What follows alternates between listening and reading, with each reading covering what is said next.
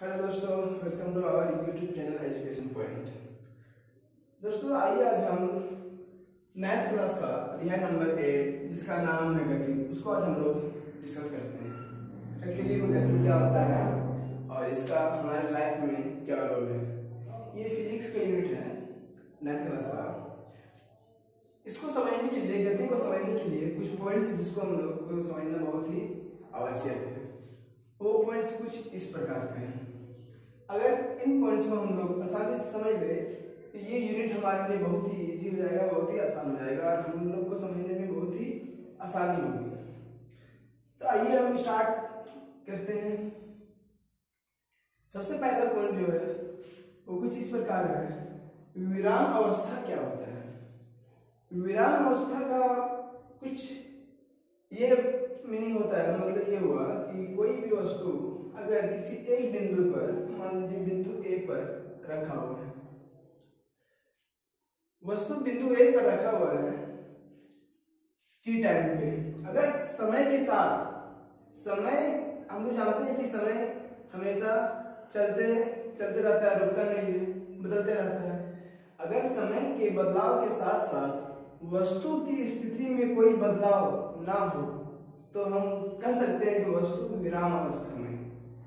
मतलब ये हुआ कि वस्तु का जो स्थिति है किसी एक पॉइंट पे जो रखा हुआ हो उसी पॉइंट पर रखा है, लेकिन समय बदलते जा रहा है। समय मान लीजिए अभी 10 AM हो रहा है, कुछ देर बाद 11 AM होगा, लेकिन वस्तु का स्थिति अगर उसी पॉइंट पे हो तो हम कह सकते हैं कि वस्तु विराम अवस्था में है। और अगर समय के बदलने के साथ साथ वस्तु की स्थिति बदल रही हो, जैसे मान लीजिए T1 टाइम पे वस्तु पॉइंट ए पे है, कुछ समय बाद T2 टाइम पे वस्तु पॉइंट बी पे आ गया, फिर कुछ समय बाद T3 टाइम पे वस्तु पॉइंट सी पे आ गया।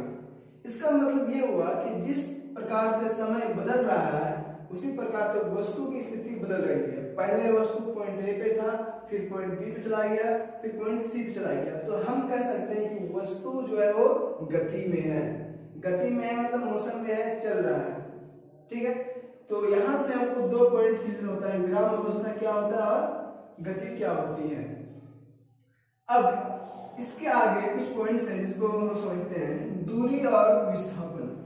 देखिए दूरी और विस्थापन में बहुत ज्यादा फर्क नहीं है, कुछ फर्क है, कुछ सिमिलरिटीज भी है, कुछ समानताएं भी है, कुछ असमानताएं भी है। आइए सबसे पहले हम लोग दूरी को समझते हैं, उसके बाद विस्थापन को समझना बहुत ही आसान हो जाएगा। मान लीजिए कोई एक पॉइंट बिंदु ए है, इसको आप मान लीजिए पॉइंट ए पे आपका घर है, बिंदु कोई पॉइंट बी है जहां पर आपका स्कूल है। अब अगर आप स्कूल जाते हैं तो स्कूल जाने के लिए हो सकता है एक या एक से ज्यादा रास्ता तो होगा, पाथ तो होगा ना। मान लीजिए कुछ 2-3 पाथ कुछ इस प्रकार से है, इनमें से कोई एक पाथ को चुनकर आप घर से स्कूल जाएंगे। अब जिस पाथ से आप घर से स्कूल जा रहे हैं, क्या उस पाथ की कुछ अपनी लंबाई होगी? जरूर होगी। तो कोई भी वस्तु या कोई भी व्यक्ति, हम यहाँ पर देखिए फिजिक्स का बात हो रहा है, यहाँ पर हर चीज को हम लोग एक वस्तु के रूप में देखेंगे, खुद को भी एक वस्तु के रूप में देखेंगे। कोई वस्तु पॉइंट ए से पॉइंट बी में जिस पाथ से होकर जा रहा है उस पाथ की लंबाई को हम लोग दूरी कहते हैं, या 2 बिंदुओं के बीच की लंबाई को हम लोग दूरी कहते हैं। वो लंबाई और दूरी ज्यादा भी हो सकता है, कभी कभी कम भी हो सकता है। अगर वस्तु पॉइंट बी जाने के लिए इस पाथ का इस्तेमाल अगर करे तो इस पाथ की लंबाई कम है, इसका मतलब ये हुआ कि दूरी कम है।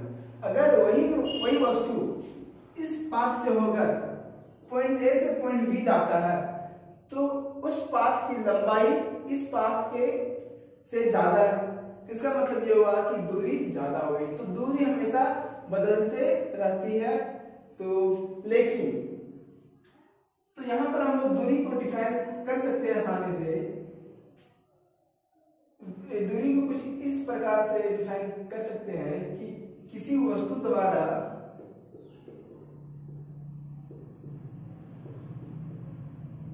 वस्तु द्वारा तय की गई लंबाई, किसी वस्तु द्वारा दो बिंदुओं के बीच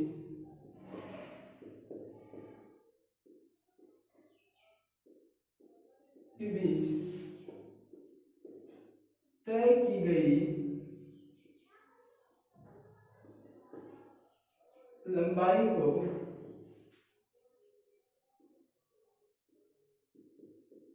दूरी कहते हैं। ठीक है, हमको उम्मीद है आपको दूरी समझ में आ गया होगा। किसी दो बिंदुओं के बीच किसी वस्तु द्वारा तय की गई लंबाई को हम लोग दूरी कहते हैं, और वो दूरी बदल सकता है, निर्भर होता है पाथ के ऊपर। ठीक है, अब मान लीजिए कि पॉइंट ए और पॉइंट बी में जाने के लिए जो हम लोग तीन रास्ता चुन रहे थे, इसमें से सबसे छोटा रास्ता कौन सा है? इसमें से अगर आप गौर से देखें तो हमको नजर आता है कि ये सबसे शॉर्टेस्ट, सबसे कम लंबा वाला पाथ है। लेकिन कहता क्या है कि किसी दो बिंदुओं के बीच जो सबसे कम लंबा वाला पाथ हो सकता है, सबसे कम लंबाई वाला पाथ रास्ता क्या हो सकता है?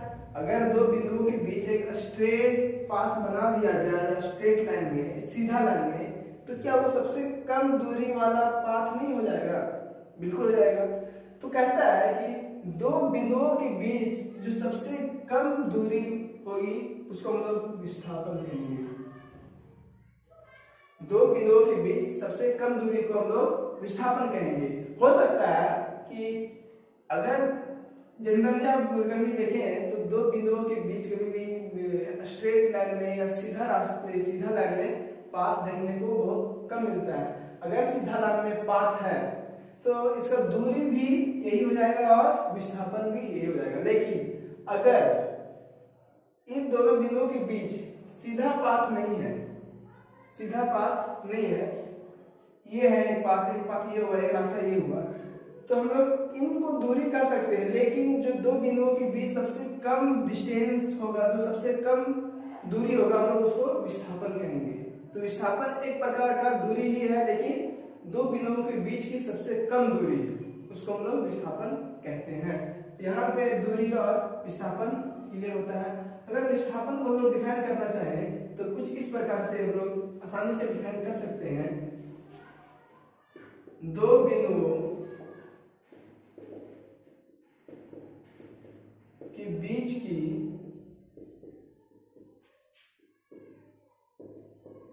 सबसे कम दूरी को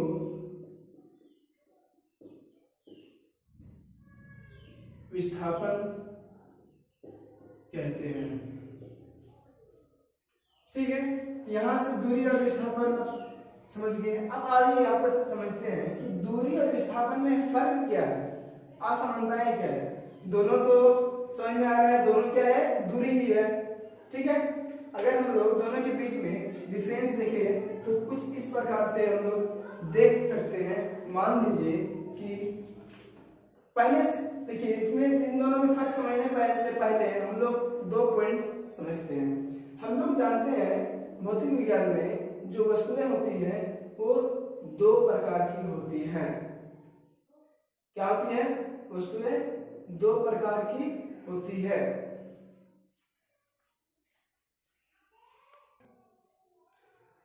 हाँ, तो जैसे हम बात कर रहे थे दूरी और विस्थापन में फर्क के बारे में, तो भौतिक विज्ञान में दो तरह की वस्तुएं होती है, दो तरह की राशि होती है। एक होती है अदिश राशि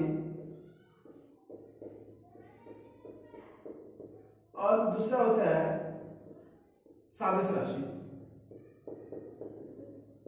अदिश राशि और सादिश राशि में फर्क क्या है? अदिश राशि वैसे वस्तुओं को कहेंगे जिसका सिर्फ परिणाम हो और दिशा नहीं हो।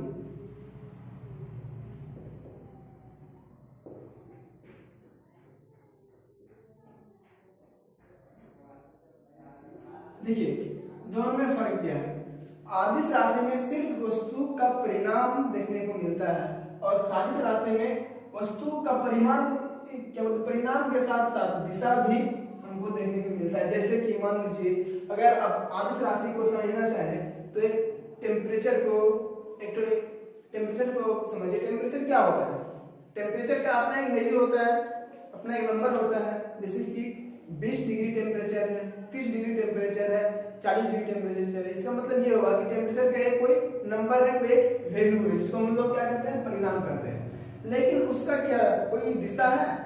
वो किस डायरेक्शन में फैलेगा इसका कोई गारंटी नहीं है। मतलब कोई उसका एक एग्जैक्ट दिशा, मतलब कि अगर टेम्परेचर को चाहेंगे हम लोग कि ईस्ट दिशा में लेके जाए तो क्या लेके जा सकते हैं? नहीं, वो ईस्ट वेस्ट नॉर्थ साउथ हर तरफ फैलेगा, तो उसका कोई अपना एक दिशा नहीं है। तो हम लोग कह सकते हैं कि टेम्परेचर का बात करते हैं, यहाँ हिंदी में इसको तापमान कहते हैं। तो तापमान एक आदिश राशि है, और अगर सादिश राशि का हम लोग बात करें तो वैसे वस्तु को बोलेंगे जिसका अपना एक वैल्यू तो हो, अपना एक क्या बोलते परिणाम तो हो, लेकिन उसका एक अपना दिशा भी हो। मतलब अगर वो ईस्ट की तरफ जा रहा है तो हमेशा ईस्ट की तरफ ही जाएगा, ना कि कभी वेस्ट, कभी ईस्ट, कभी वेस्ट। इस प्रकार से नहीं होगा।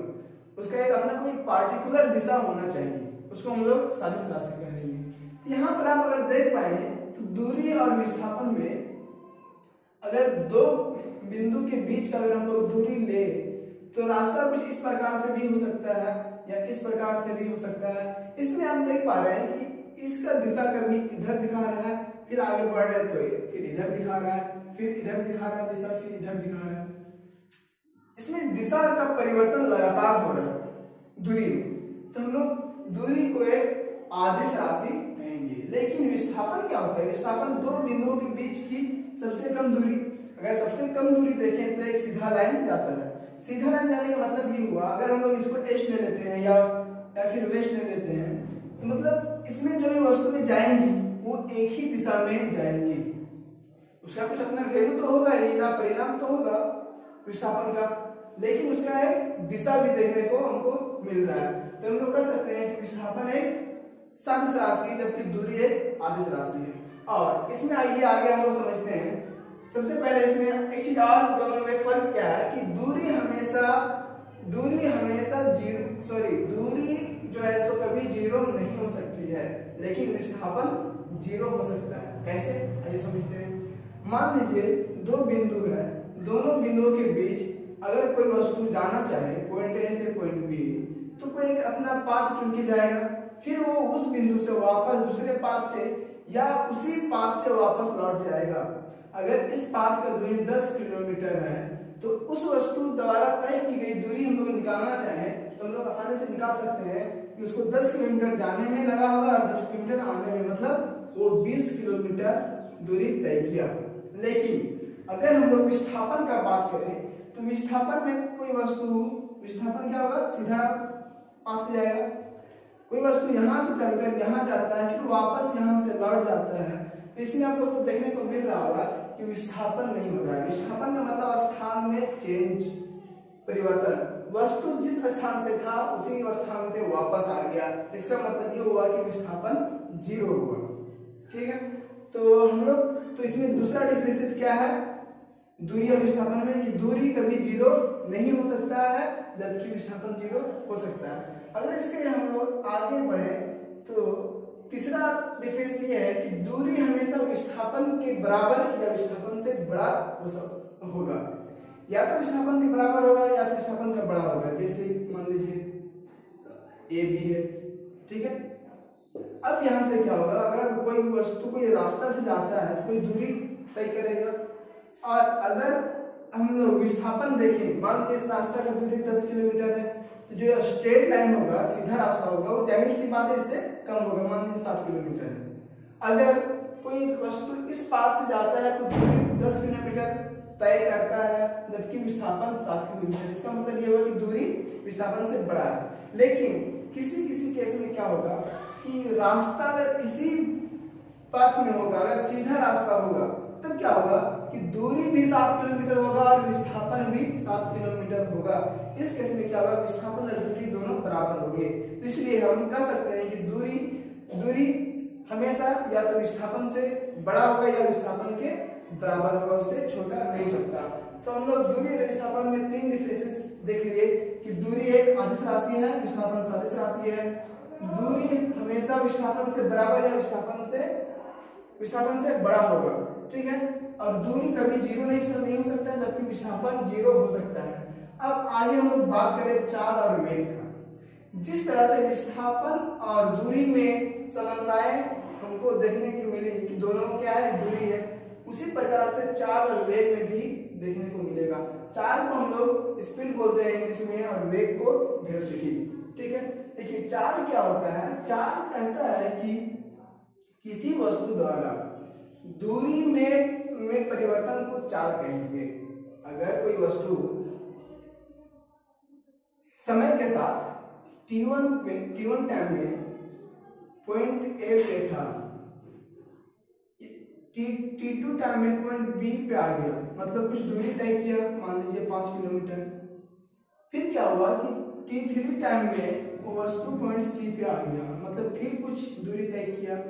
अब हम लोग क्या देख रहे हैं कि समय में परिवर्तन के साथ साथ दूरी में भी परिवर्तन हो रहा है। पहले 5 किलोमीटर पे था t2, पहले 0 में था, t2 पे चला गया 5 किलोमीटर में, t3 में 7 किलोमीटर में। तो यही तो इसका मतलब ये हुआ कि वस्तु का चाल है, वस्तु स्पीड में है, ठीक है। वस्तु का कुछ अपना एक स्पीड है। तो हम लोग कह सकते हैं इस चाल को डिफाइन कर सकते हैं कुछ इस प्रकार, दूरी में परिवर्तन की दर को चाल कहते हैं। क्या दूरी में परिवर्तन की दर को, दर का यहाँ जहां बात आता है, यहाँ समझ लीजिए आप कि जो बदलाव हो रहा है वो समय के रिस्पेक्ट में हो रहा है, समय के साथ हो रहा है, ठीक है। या कुछ इसको इस प्रकार के लोग डिफाइन कर सकते हैं, समय में बदलाव के साथ साथ दूरी में बदलाव को हम लोग चाल करते हैं। समय में बदलाव के साथ साथ दूरी में बदलाव। और इसके आगे बढ़ते हैं तो वेग भी कुछ चाल की तरह ही है।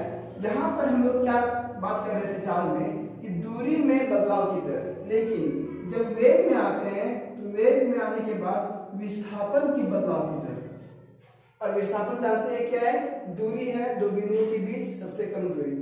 तो ये भी यहाँ पर भी दूरी में ही चेंजेस आ रहा है, लेकिन कौन सा दूरी, जो सबसे कम दूरी होगा जिसको हम लोग विस्थापन के नाम से जानते हैं। तो इसको भी हम लोग डिफाइन कर सकते हैं, विस्थापन में परिवर्तन की दर को वेग कहते हैं, ठीक है। विस्थापन में परिवर्तन की दर को वेग कहते हैं। तो दोनों लगभग समान है। वेग हम लोग तब कहेंगे जब कोई वस्तु सीधा लाइन में चलता हो, जबकि चाल तब कहेंगे जब वस्तु सीधा लाइन में, इस लाइन में भी चल सकता है या कोई अलग डायरेक्शन का जो पाथ हो उसमें भी चल सकता है, लेकिन वेग हमेशा सीधा लाइन में होगा। क्यों? क्योंकि विस्थापन सीधा लाइन को दर्शाता है, ठीक है। अब आगे हम लोग इसका आगे बढ़ते हैं, तो आइए आप औसतन चाल और औसतन वेग को समझते हैं। अगर हम लोग औसतन चाल समझ लेंगे तो औसतन वेग कुछ उसी प्रकार से होगा। औसतन चाल में हम लोग कहता क्या है कि मान लीजिए कोई एक वस्तु 3 बिंदुओं को पास करता है, पॉइंट ए से चलता है पॉइंट बी से पॉइंट सी की ओर जाता है। यहाँ देखा गया कि वस्तु 6 सेकंड में 10 किलोमीटर की दूरी तय करता है पॉइंट ए से पॉइंट बी।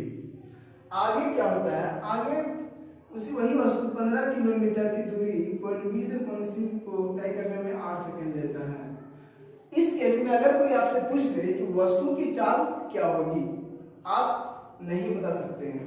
वस्तु की चाल अगर हम लोग को बताना पड़े तो कोई 2 बिंदुओं के बीच की चाल को हम लोग बता सकते हैं कि यहाँ से यहाँ तक जाने में वस्तु को 10 किलोमीटर चलने में 6 सेकंड लगा। इसे मतलब ये हुआ कि हम लोग अच्छा यहाँ पर जो हम लोग डिफाइन कर रहे थे चाल को, तो चाल को डिफाइन करने के बाद आप एक फॉर्मूला लिख ले, चाल बराबर दूरी बटा समय, और वेग बराबर विस्थापन बटा समय, ठीक है। ये दोनों एक चाल का फॉर्मूला है और ये वेग का फॉर्मूला है, ठीक है, जो डेफिनेशन से आया है। अब दोनों का यूनिट क्या होगा, मीटर पर सेकेंड, दूरी का मीटर, समय का सेकेंड, इसको मीटर पर सेकेंड बोलते हैं, ठीक है, मीटर डिवाइडेड बाय सेकेंड, इसका भी वही होगा मीटर पर सेकेंड, क्योंकि विस्थापन भी मीटर में होगा और समय भी सेकेंड में होगा, तो दोनों का यूनिट सेम होगा। तो अगर यहाँ पे हम लोग बात करें औसतन चाल का, तो औसतन चाल में यहाँ पर देखिए आप कि हम लोग चाल कोई दो बिंदु के बीच निकाल सकते हैं, लेकिन अगर दो से ज्यादा बिंदु आ जाए तो वहां पर हम लोग को औसतन चाल निकालना पड़ेगा। यहाँ पे अगर हम लोग चाल निकाले तो चाल बराबर क्या होता है, दूरी बटा समय, दूरी कितना है 10 किलोमीटर, समय 6, तो यहाँ जो आंसर आएगा वो दो बिंदुओं के बीच आएगा। लेकिन अगर कोई पूछ दिया ए से सी के बीच वस्तु का चाल क्या होगा, तो ए से सी के बीच अगर वस्तु का चाल निकालना हो तो हम लोग क्या निकालना पड़ेगा, औसतन चाल बराबर हो जाता है कुल दूरी तथा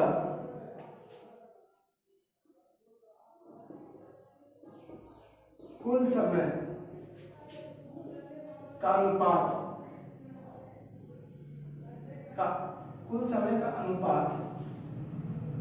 को औसतन चाल कहेंगे या औसत चाल कहेंगे ना।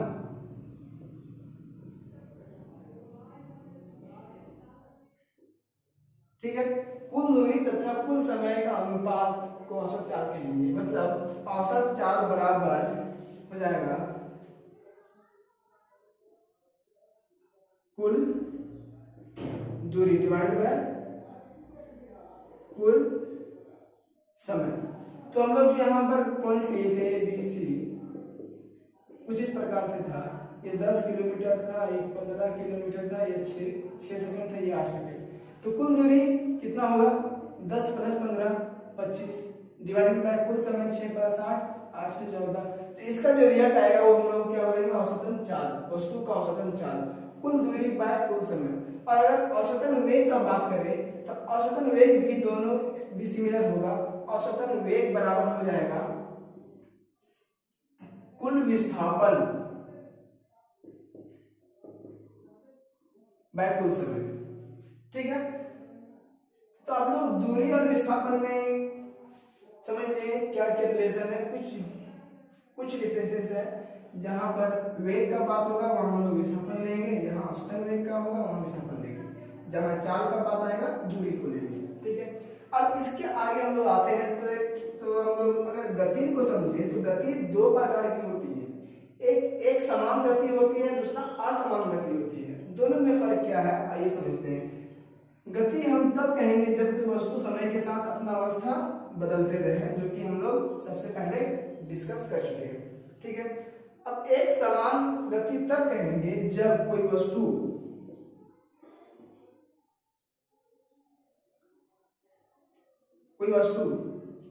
समान दूरी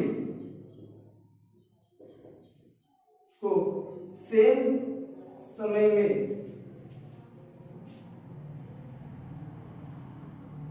यहाँ पे क्या हो रहा है, पॉइंट ए और बी के बीच में 10 किलोमीटर, बी सी के बीच में 10 किलोमीटर, सी डी के बीच में 10 किलोमीटर, मतलब दूरी क्या है, समान है, बदलाव नहीं हो रहा है, सेम दूरी है।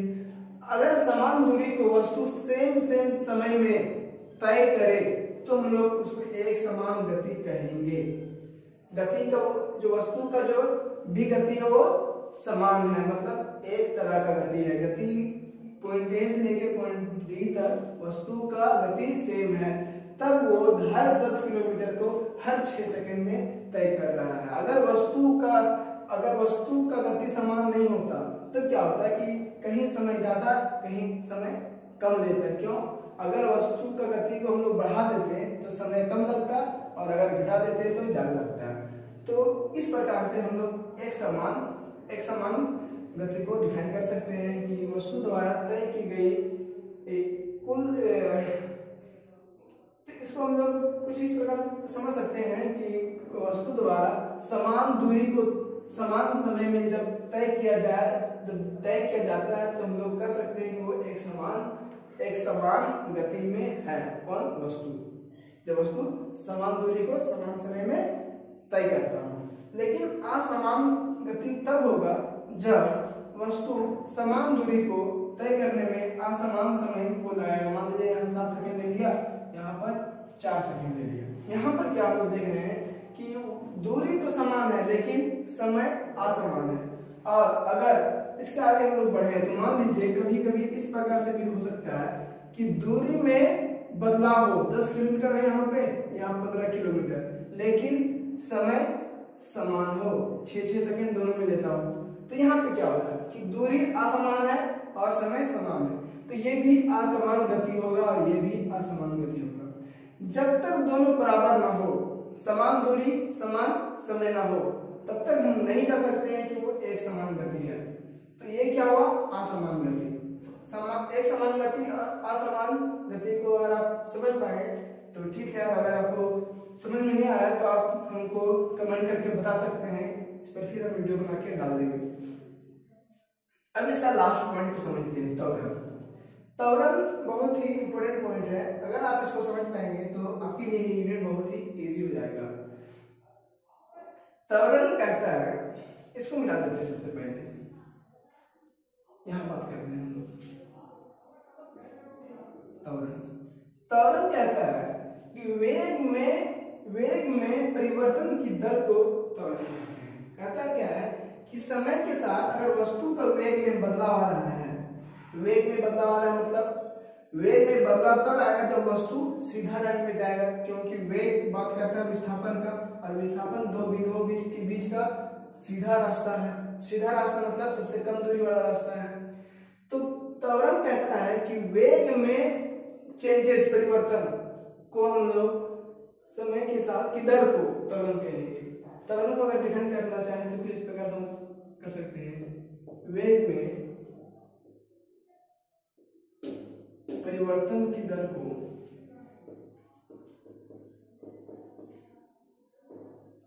त्वरण कहते हैं। अब आइए इसको हम लोग समझते हैं। मान लीजिए कोई वस्तु चल रहा है,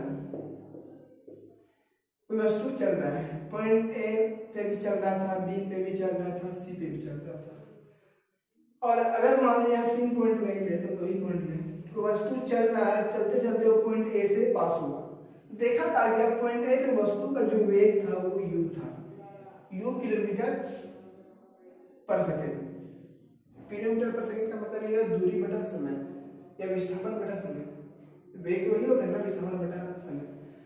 अब फिर जब वो पॉइंट बी से पास हुआ तो देखा गया कि v किलोमीटर पर सेकंड के हिसाब से चल रहा था। अगर u का वेग हम लोग मान लें 10 किलोमीटर पर सेकंड और v का 15 किलोमीटर पर सेकंड, मतलब ये हुआ कि वस्तु का वेग में क्या है, चेंजेस है, परिवर्तन है। तो कहता है कि ये मान लीजिए यहाँ से यहाँ जाने में 30 समय लेता है, तो कहता है कि समय के साथ परिवर्तन में अगर वेग में भी परिवर्तन हो रहा है तो दोनों की जो अनुपात होगी उसको हम लोग त्वरण कहेंगे। मतलब वेग में परिवर्तन की दर, जहां दर का बात आ गया वहां पर समय के रिस्पेक्ट में बात हो रहा है। मतलब हम लोग कुछ इस प्रकार से लिख सकते हैं, त्वरण को एक्सीलरेशन इंग्लिश में बोलते हैं, हम उसको दिखाते हैं ए से, ठीक है, स्मॉल ए से। तो स्मॉल ए बराबर लिख सकते हैं, या अगर यहाँ पर जो वेग है वस्तु का, वो लोग उसको हम बोल सकते हैं प्रारंभिक वेग।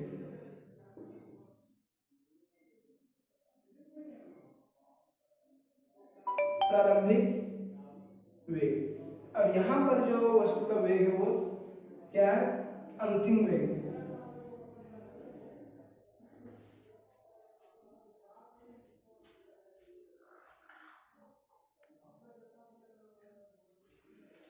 तो प्रारंभिक वेग और अंतिम वेग दोनों में क्या है, फर्क है। तो त्वरण कहता है, त्वरण बराबर होगा, त्वरण को ऐसे दिखाते हैं, त्वरण बराबर होगा अंतिम वेग माइनस प्रारंभिक वेग डिवाइडेड बाय समय। अंतिम वेग माइनस प्रारंभिक वेग का मतलब ये होगा कि हम लोग देखना चाहते हैं कि जो वेग वस्तु का ए से बी के बीच में कितना चेंज हुआ है, कितना बदलाव हुआ है। अगर हमको बदलाव को देखना हो तो इसको इससे माइनस करना पड़ेगा। मतलब अगर यहाँ पर 15 था, यहाँ पे 10 है, तो 15 माइनस 10 करेंगे तब ना हम लोग को समझ में आता है कि 5 का बदला हुआ है। पॉइंट ए से पॉइंट बी के बीच 5 का बदला हुआ है। तो इसलिए त्वरण को लिखते हैं अंतिम वेग माइनस प्रारंभिक वेग डिवाइडेड बाय समय। अगर तो इसको हम लोग इस प्रकार से भी लिख सकते हैं, a बराबर v माइनस u बराबर बटा t। v क्या है? v क्या है? अंतिम वेग। u क्या है? प्रारंभिक वेग, जैसे हम लोग फिगर में यहाँ पर दिखाए थे। और t क्या है? जो समय लिया गया पॉइंट a से पॉइंट b में जाने के लिए, या उसका वेग u से v होने में जो समय लगा उस समय को, तो इसको हम जो डिवाइड करेंगे ये हम लोग को आ जाएगा त्वरण। त्वरण जो यहाँ बात हो रहा है, त्वरण को हम लोग स्पीड से, चाल से नहीं जोड़ सकते हैं या दूरी से नहीं जोड़ सकते हैं। त्वरण विस्थापन से जुड़ा हुआ है, वेग से जुड़ा हुआ है, ठीक है। या क्योंकि यहाँ वेग का बात हो रहा है, जहाँ वेग का बात होगा वहां पर विस्थापन को हम लोग मान के चलेंगे, वहां दूरी नहीं मानेंगे, ठीक है। तो अगर आपको त्वरण समझ में आया हो तो ठीक है, हमको उम्मीद है कि आपको अच्छा से समझ में आया होगा। Thank you. और वीडियो आपको अच्छा लगे तो लाइक करें, शेयर करें और चैनल को सब्सक्राइब करना ना भूलें। शुक्रिया।